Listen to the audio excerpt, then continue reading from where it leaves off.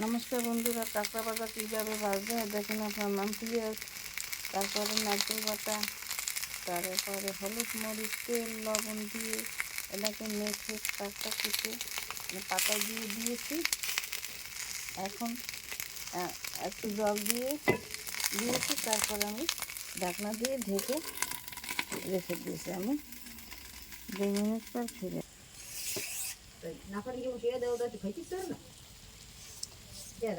2 minute পর ফিরে এসে আমার কাঁকড়া ভাজা হয়ে গেছে। এখন ফিরিয়ে দেবো। আবার 2 মিনিট পর দিলীপের সম্বন্ধের কথা দিয়ে দেবে না। 2 মিনিট পর ফিরে এসে আমি কাঁকড়া ভাজা তুলে নিয়েছি একটা থালায়।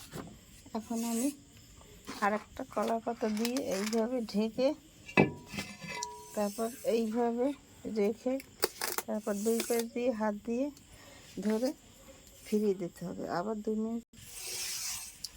মিনিট পর ফিরে এসে আমি কাঁকড়া ফিরিয়ে দিয়েছি। এখন 1 টেবিল চামচ তেল দিয়ে দেবো।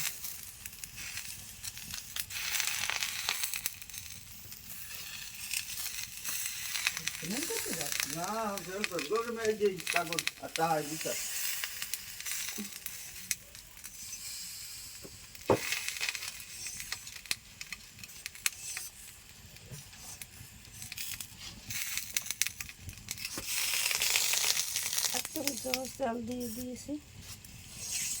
এখন তুলে নেব।